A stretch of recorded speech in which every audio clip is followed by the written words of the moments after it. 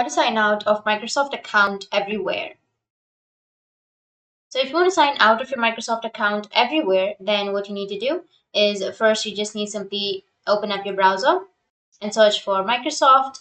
After that, go with www.microsoft.com, go with the official website. And on the website, you need to go with the upper right, which has that sign in option, and make sure that you've signed into your Microsoft account. After signing in, just click on the profile again, go with my Microsoft account. And from here, you need to go with the security section, which is on the left side, and go and sign in again.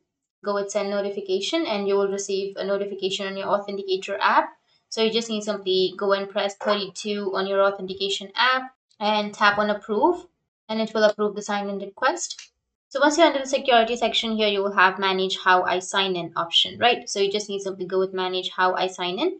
And after that, you need to scroll down, and here you will have sign out everywhere. So you just need simply click on sign out everywhere, and it will remove all of the devices in which you are signed in. So that's how you can sign out of your Microsoft account everywhere. And if you have any questions, feel free to comment below. Thanks for watching.